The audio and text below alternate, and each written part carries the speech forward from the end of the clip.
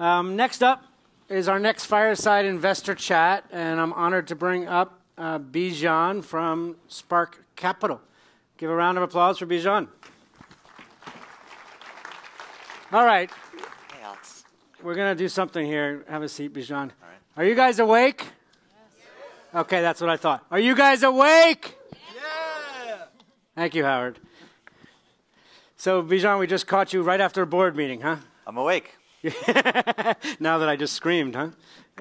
Thank you very much for coming. Did you bring your Ocelot? I did. Where is it? In my bag. Are you going to make some pictures during the session? No? So we're honored to have you here for multiple reasons. Serial entrepreneur, successful investor, and passionate photographer. We started a pre-interview session a little bit ago, and tell us, the audience, which is a mixture of entrepreneurs, researchers in computer vision, technology execs, why do you shoot with Ocelot? Yeah, I mean, it's a funny contrast given what I do for a living. Exactly. Yeah, I mean, Ocelot. I mean, they make still cameras and digital cameras and medium format cameras, but I shoot a 20-year-old Ocelot that shoots film. It shoots 120 millimeter film, and for me, I discovered film, or rediscovered film, I guess, about 3 years ago. And what was the tip? What was that moment where you're like, I'm going the other creative direction? You know, I just started reading books about some of the masters, and was amazed at what I saw, and I just wanted to, frankly, emulate it. And not that I'm coming anywhere close to it, but I just found it, really inspiring, and decided to explore film again. And are you processing in the darkroom as well and doing your prints? I don't do that. No, I did that in undergrad. That's what I miss. No, you did it in undergrad? Yeah, I did do it in undergrad. The brown fingers from the fixer and smelling that. Yeah, no, I found a great lab in Southern California, and I sent everything to them. But it's just to me, it feels like the right complement to spending time with digital products all day, to have kind of an analog experience. And everything is slow. My Hasselblad takes 12 photos at a time. Exactly. I used to shoot with a Rolleiflex. Oh, all right. That's so same. Very similar. Started with a Nikon FM, yep. Rolleiflex. And unlike you, I've gone the other direction rather than backwards. In 2003, I got rid of all of them and started with my camera phone, which you'll see in a photo if you're here tomorrow, the Sony P800 in 2003. Yeah, and I've never gone back. All right.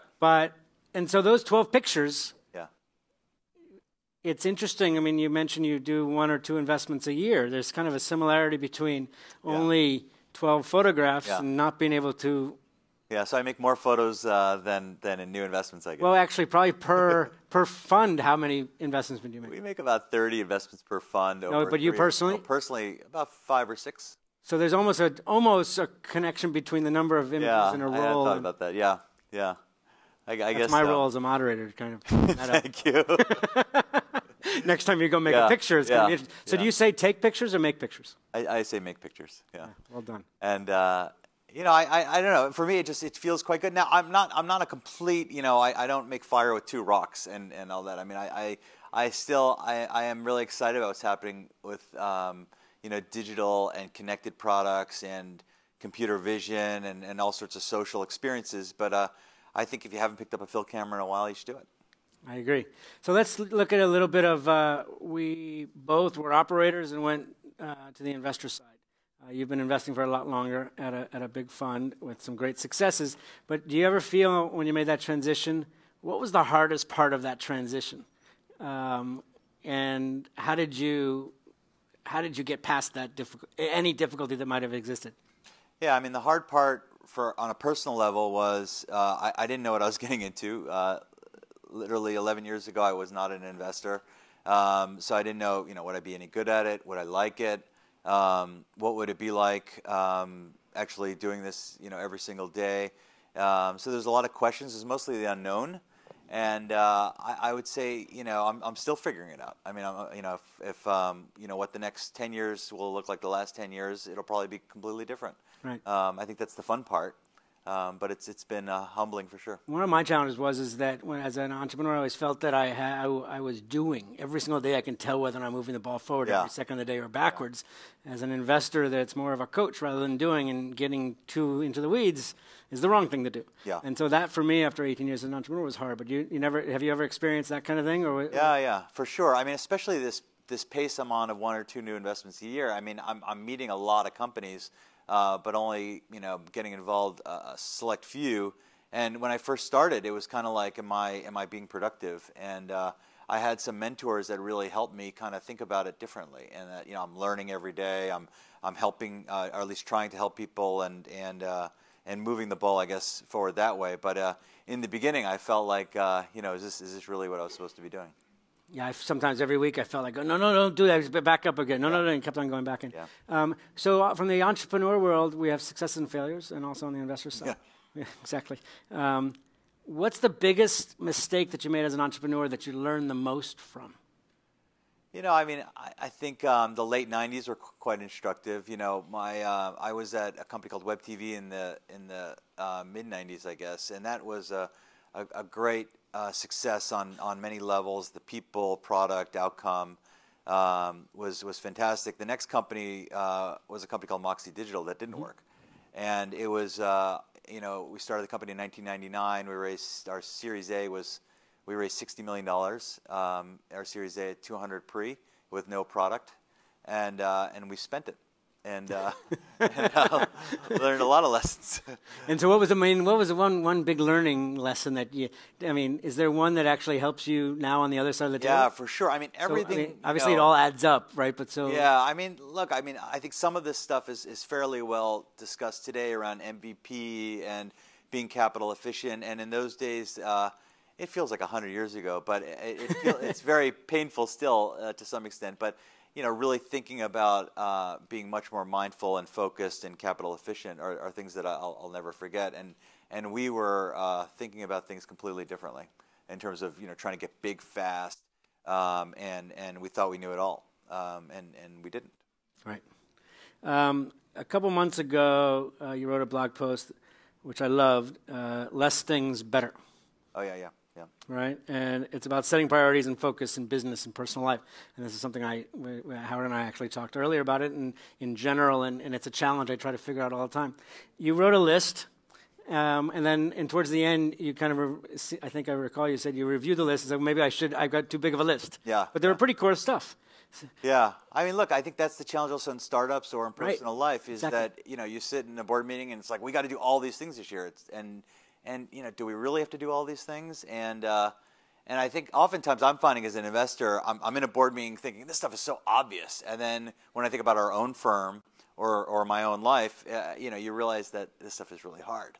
But and then this list I made for myself. You're referring to this blog post I wrote it, and it's just looking back now. The list was ridiculous. There's just way too many things. But I read it the first time and said, all that makes sense. Yeah. And then when I got to your comment of, well, maybe it's a little long. Yeah. I reread it and it's like, yeah, well, it's probably impossible to do all of that, but it's the right goals for a year. Right. What were a couple of things? Do you remember a couple of those things really quickly so the audience knows? I'm trying to be a better father, better husband, better partner. I think I'm going to lose a couple 100 pounds. I was going to you look great. run around the world. It's just it was almost in every dimension I was trying to improve. And I think this work-life balance we're all trying to juggle. This is still a work in progress with me, but I think it's a bit of a myth. I think you have to kind of pick which ones you really want to excel at and do that. Sacrifice of some of the others. Yeah, something's going to give. Right.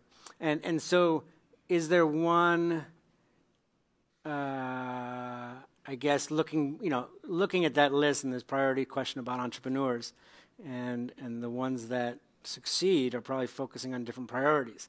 Yeah. When you see a company in your portfolio, how do you address that if they're doing too many things, or how do you coach them in a way so they might prioritize different things? Look, I think the most compelling time is when the company's struggling. You really have to pick and choose, and we see some founders just do this almost instinctively, and others it's more difficult. It's like, if we don't do this, then this is going to be a failure, or why should we do it? One example that I went through recently. I've been on the board of a company called Runkeeper for about 4 or 5 years. The company was just sold recently, and it was a great outcome for the founders and the team and all that. But that company was in a crisis period. I mean, it had maybe 6 months of cash and had a bunch of products in the market and was going through a tough time. Nobody wanted to invest in the company, no new investor. And, the CEO on his own, I mean, he didn't do it in the middle of the night, but he came to the board and said, this is what I want to do. He cut the burn by a third. He dropped one of the products, just shut it down completely, focused on the core business, had a real chance of getting to profitability in a short period of time. And then he had this great outcome. I mean, he sold the company for just under $100 million. He owned the biggest stake in the company. The employees did great, and it wouldn't have happened if he kept going down this path of we got to have all these initiatives. I think it's great. The outcome was great, but could you filter down that transitional period, he or somebody else, in order to help, like actionable help for the audience of the entrepreneurs? We always try to have things here, a big picture, but then how do you get in, like, what should I try to do? Yeah. How should I try to filter or analyze or rate the things? Do you have any processes that you guys do with some of your companies or entrepreneurs personally, one-on-ones? Like, how do we figure this out together?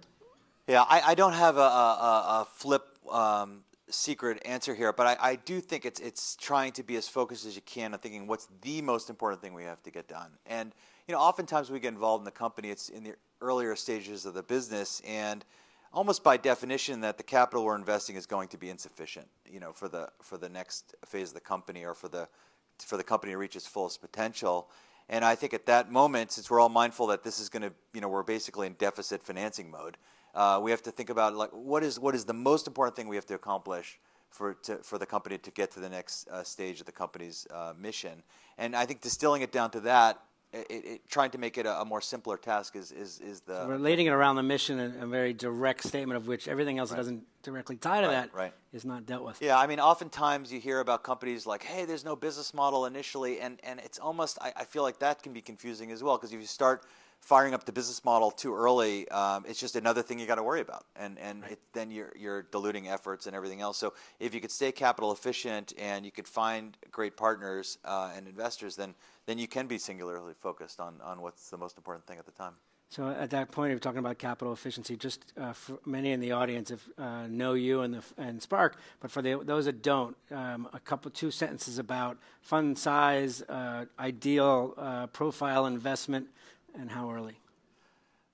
There's no too early for us. We have offices now in Boston, New York, and San Francisco, and we get involved either at the seed stage or the Series A stage. But we also, I would say 20% of what we do now are later stage investing. Stage as well. And the seed stage is roughly how much? Seed stage is $500,000 and up. And the A? It varies, but it's maybe $4 to $6 million, something. There's a lot of researchers also in the audience that this is black magic. They have no idea. Yeah. So we're balancing a little bit of those that know and those that don't as an education. And so what not only ties your passion for photography, and also you've done several deals that relate to visual content, leverage it, it's a byproduct, or it's core to the business. Twitter, OMG Pop, and a recent one, Lilly Robotics. Yeah. Tell us what got you excited about that, and what were kind of behind the scenes questions. Is it going to work? Is it not going to work? With Lilly in particular? Yeah, I mean, Lilly Robotics, if people don't know, is this, it's a flying camera, essentially. I mean, some people look at it as a drone or something like that. And but for me, the real excitement was it's a flying camera. And it's like the polar opposite to the hotspot. That's I guess you're right. But the thing about I love both. I'm just saying. I'm just trying to understand. I guess the connective tissue here is that you're making art, or you're making creative media, and our frustration with the other products in the market, it was really tailored towards people that were interested in flying and piloting. Mm-hmm. And so if you look at products like DJI or products like DJI, it's this big honking controller, and there's a serious learning curve because it's a piloting system. And we really felt like there's the untapped potential here is, what happens when you take a camera and you make it a flying camera, and you're not piloting, you're just creating work. I think that's the opportunity, and that's why I got excited about it. Cool. I mean, the double-edged sword there is for the success of the business. You can't wait for all of us to have our hovering cameras waiting for us outside, like a limo or an Uber is going to take us. Howard, that was for you. Take us to the next, or track us and photograph us to the next place. The negative, obviously, is that there's 500 cameras outside waiting and floating in the air for us. Right. Look, I think it's like anything. You go to a concert, and you'll see, fans just have their camera phones out, as and you could say, well, are they enjoying the music, or are they just too busy Snapchatting the content? And I think it's both. And I think this stuff will find its happy, equilibrium. What's the one activity that you can't wait to do, that you can't wait to be photographed by your Lilly camera? For me personally, you personally, it's it's going to be hiking, but I think we're hearing all sorts of different use cases from people, soccer, swimming, windsurfing, family birthday parties. Somebody talked to us recently about a wedding. So I think the use cases are pretty diverse. But it's been very, very interesting. There was this one recent moment. We went to a park in San Francisco after a board meeting to test the Lilly, and it's right near a school playground, and so there's a fence between the school playground and the public park, and we were out there flying it, and all the school kids see the Lilly guys testing it all the time, so they climbed on the fence, and they're like, "It's the Lilly guys," and it was really exciting. That's cool. Really exciting. That's great. And so that kind of ties in. There's a bunch of other companies which across the actually whole spectrum of this summit. You guys invested in Cruise and had a great exit with that, Oculus, and also content sites, Tumblr and Twitter. So both spectrums, which relate to many of our sessions here. And the one became the title of our pre-interview, which I loved your statement, was the photographs can tell a powerful story that is unique to any other creative format. And one of the things we're going to talk about is 2D, 3D, 360. Why, to you, is a photograph? I know we talked about Hasselblad. Why is the photograph better than a GIF or better than a video or better? What are your thoughts there to come up with that kind of conclusion? Yeah, I mean, I just think it's in if you look at history or contemporary times, it can tell the story in the most compelling way. I mean, in some ways, whether it's that U.S. airplane that landed in the Hudson River with that photo that went around the world, or when they were standing on the wings, right? Right. I mean, that person took that photo on a camera phone that by today's standards is fairly low res. Right. But that one picture told that story better than any other news report or anything. And you see it with the Syrian refugee crisis. You see with that child. I mean, these photographs are iconic, and I think we've seen over and over again that this is probably the most powerful format ever, and I think it's going to continue to be that way. Okay. So in relation to that, the great segue is there's a lot of, I've still got questions. I've got some evolved ideas the more I've seen recently. 3D content. Yeah. Forget about VR. VR or 3D? 3D. Okay. Forget about VR. I mean, 360 and 3D, that kind of, without looking at VR and AR for now. Okay. Do people, you think, will people eventually want to see more 3D than 2D? Yeah. Or let's put 3D roughly 360, like this interactive still, which is not a video, or it's not a GIF, but it's this interactive. Will 5-10 years that be the norm, and 2D will be like black and white film? There's nothing wrong with black and white film. Black and white film is it's just it's a great art, yeah. Which is all I'm saying. Yeah. I love it. I used to shoot. I don't know if you didn't see it earlier. Maybe I used to shoot with 3200 speed film. Yeah. And push to 6400 speed film. Yeah. So the grain was as large as a quarter, and it gave us and it gave it mysterious. Yeah. Everybody thought it was had bad chemicals or something. And it's like, no, I did that on purpose. Yeah. And I never shot with a flash. Yeah. So I love black and white, right. and I still turn some of my colors black and white. Yeah. So it's not a negative thing, but I'm trying to figure out, is Instagram, will it be fully immersive pictures, or some other site that's fully immersive that'll be more engaging? Yeah, I mean, it's hard to predict what Facebook's going to do with Instagram. They own Oculus, they own Instagram, so where that's all headed. I think each of these are going to be its own experiences. I think 3D and 360 is a Band-Aid to get to VR. Okay. I don't. Why think, is that? I just think in my view, it's neither fish nor fowl. It's a tweener. Okay. So either we're, these, what we have today with 2D photographs printed or on screen, that's a durable format for the ages. GIFs are great. I don't think they're going anywhere, but I think 360 is a bit of a hack until VR is fully mainstream, and I think it's going to be mainstream. How long do you think it's going to take? It's going to take a while. Yeah, I think I know that's the hard question, but I have to ask it. I wouldn't be doing my job for everybody in the audience. Is it 5 years? Is it 10 years? Is it 20 years? When we invested in Oculus, I think our view was that it was 5 years out.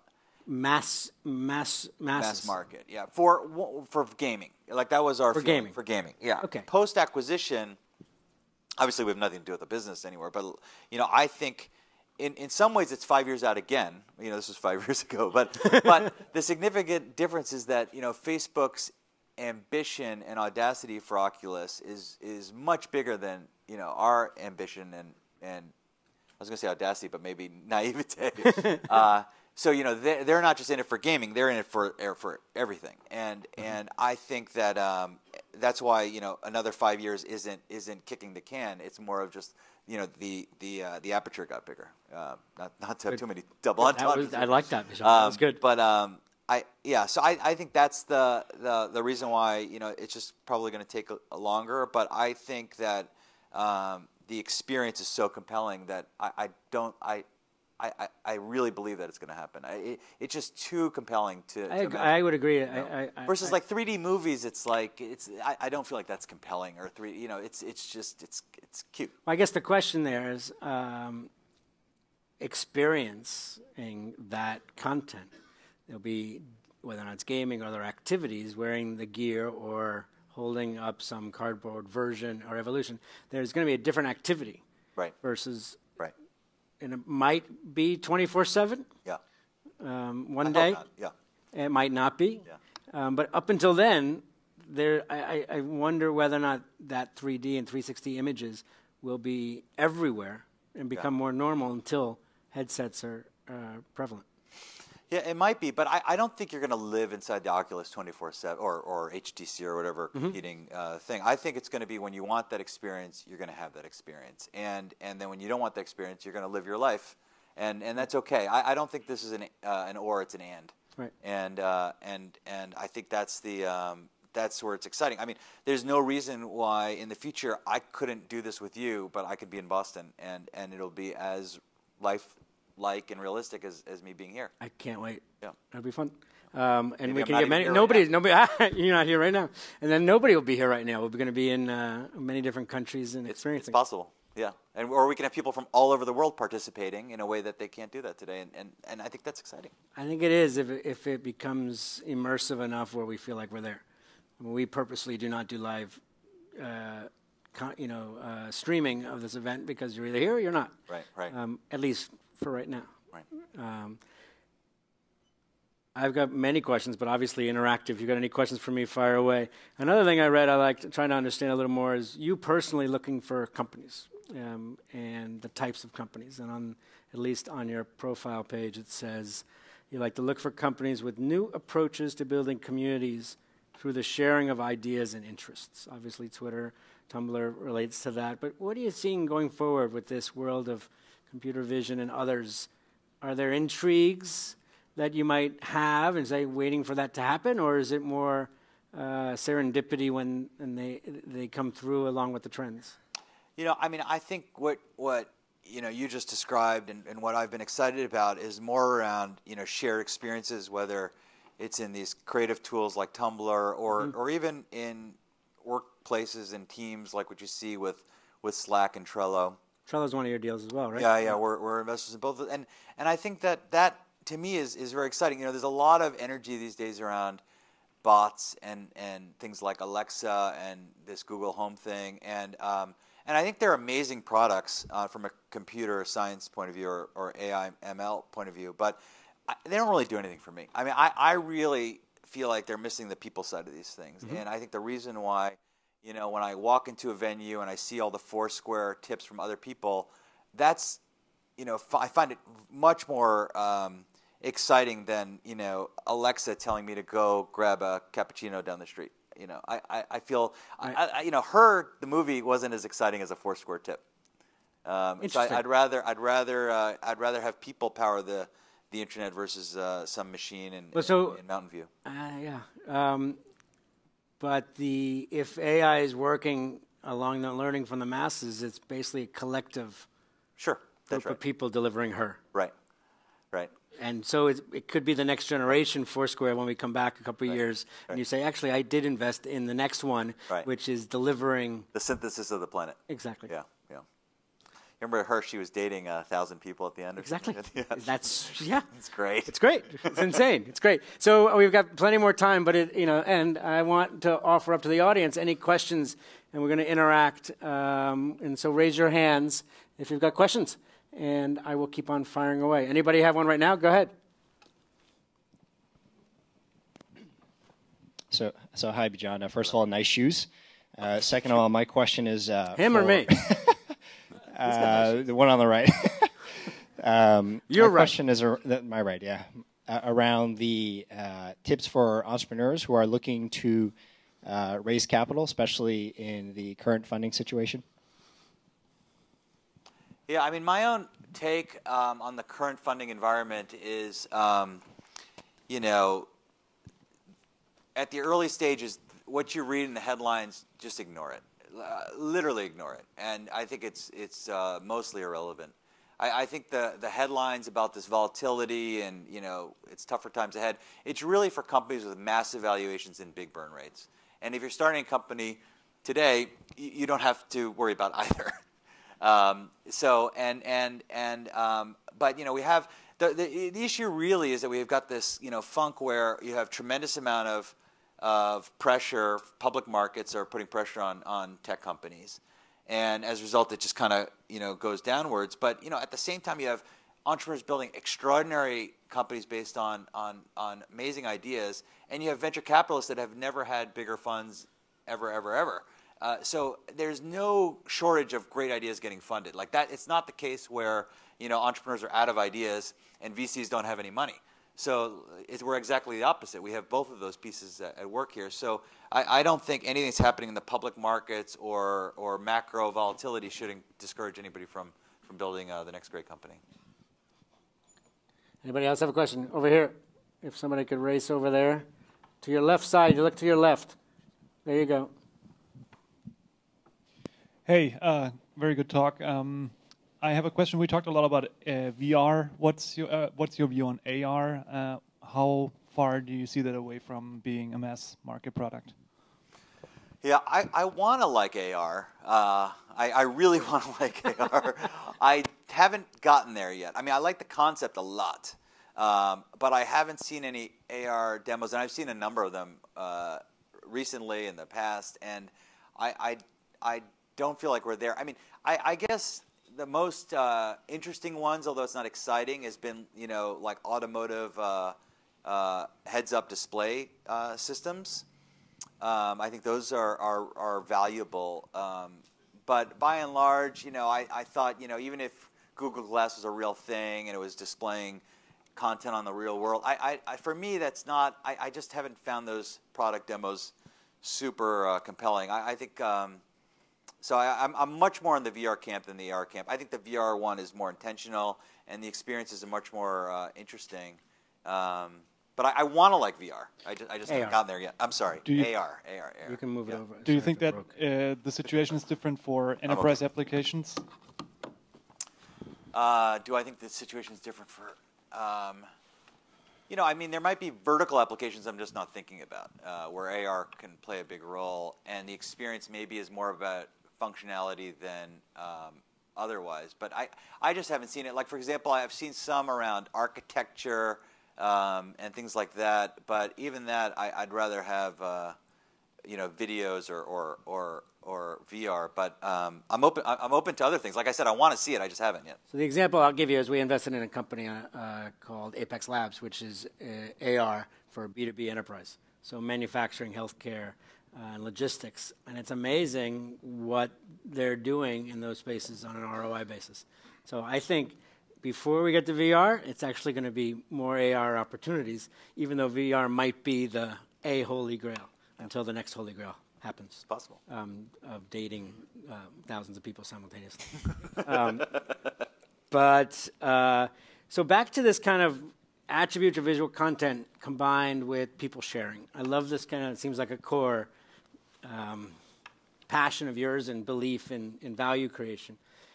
When companies come to you, let's not talk about the ones that you already know, the more challenging for the audience, or the entrepreneurs say, wow, Bijan's smart, I want to get, meet him at the right time for our business, which is one question. When is that? And the second is, when is there enough validation in a new relationship of a company that will inspire you? Yeah, I mean, we get involved pre-product as well as post-product, so it's not a particular stage. I mean, I really look for, personally, a few things that I care about, and then the stage is almost less specific. Okay, so what are those? I mean, I feel like, is the product or product vision or product itself inspiring?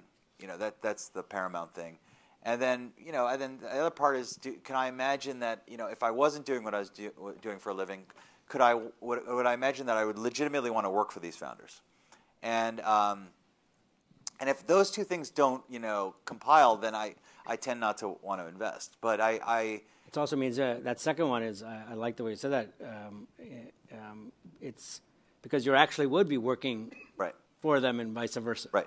I mean, as a coach, as we talked about earlier, I mean, that's so it's basically investing in somebody that you would want to collaborate with. Right. Your example is join them in this team, right? But you're in effect joining them as an investor. Yeah, and I actually mean literally joining as an employee if I wasn't doing what I'm doing, because I feel like if I was unable to say yes to that question, then how am I going to convince their future VP of marketing that they want to hire that this is where that person should work, and so on and so forth. So at the times where I've kind of strayed from that in the last 11 years is the times where, I'm like, I wish I'd, kept that, personal criteria going. And the times it's worked out is where that criteria, I kind of stay true to it. And it doesn't work for every investor has their own point of view of what makes them excited, but on a personal level, that's. Have you noticed traits of those people? Yeah, that work better. Yeah, I mean, there's big character differences or people differences between like a David Karp and a Biz Stone. I mean, they're very different people, or Palmer Luckey or Michael Pryor or Trello, but they're quite different. But they all have a very mission-driven sense of why they're doing what they're doing, and I feel like it resonates for me. Great. Questions over here. One here. You got a mic? Great. Got a couple minutes left. Yeah. So as a fellow photography enthusiast, it was more like a personal question to you. And connecting startup to photography and such, right? So do you have, at a personal level, things you believe are missing in the current photography, from technical as in camera point of view to post-processing, like out of focus issues or low light issues, or, how do I make a better picture composition? There are a bunch of things which I feel are open there, it's not solved yet. Do you think there's something out there which could be a company out there on any of these, and which one would you bet on? Yeah, I mean, on the device hardware side, I haven't really felt like that was. I feel like we have all the capability we need now, from an iPhone to Hasselblad. I mean, like, there's no. If you're not making great photos, it's not the camera's fault anymore. I think. I agree. And it may not even be true 50 years ago, but it's certainly not true today. I think that. I think there's still a lot of headache with sharing, collaborating, storing, backing up. I mean, that's still a mess. Whether it's a venture startup opportunity or not, it remains to be seen, I guess. But, I mean, in families, I find, it's not even my own family, although it's certainly true with our case, sharing and kind of like, oh, you took those pictures on family vacation, I did too, kind of that whole thing seems to be kind of crazy now. I mean, we're all uploading to places like Facebook, but they compress the hell out of the photos. They look like shit after a while. I mean, I just think that can't be the answer long term.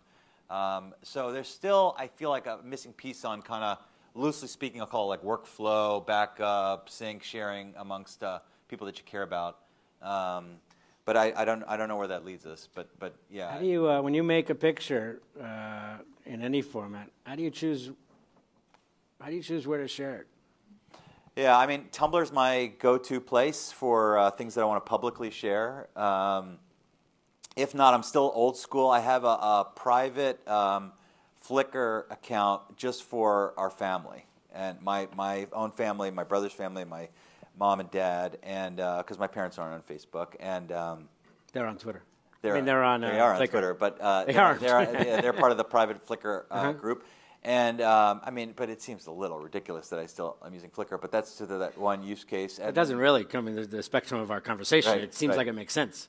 It does, but given what's happening with Yahoo, it feels like I better find a new answer. No, I don't think you should. No, I think you should stay there. I mean, but I still adore Tumblr. I think it's still my favorite way to share my. You ever put any photos on Twitter? I mean, I think I've seen some. I do. I mean, it's an interesting. Yeah, I use Twitter for different things, but yeah, I definitely do. Do you know what would that different, like, is it different type of photographs or a different kind of public events versus your own photography that you do with your Hasselblad, and it's more going to make pictures? I mean, I definitely share photos from a Hasselblad on Twitter, but it's something about, Hasselblad is a 6x6, it's this big photo, and then sharing it on a mobile phone. Like I'd like to think people are seeing it on a bigger screen, but that may be just naive thinking on my part. But Twitter for me is just being part of the public conversation. I love Twitter, but it's less about photo sharing than everything else. Okay. So one of the questions that I frequently ask everybody, and I like the composite of all the answers, is very simply, and I asked Howard earlier,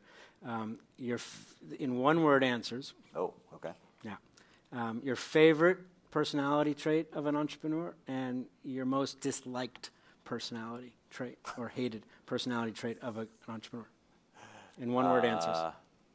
Creative on the plus. Mm-hmm. On the negative,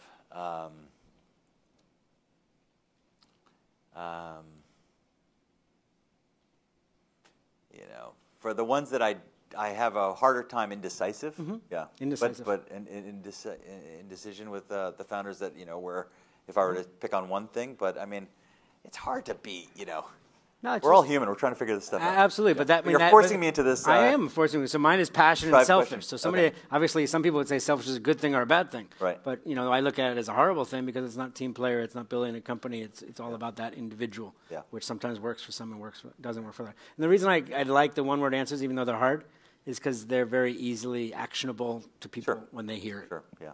And on that note, round of applause for Bijan. Thank you very much for coming. Thank you very much for having me. All right, pleasure. Thank you very much. Great.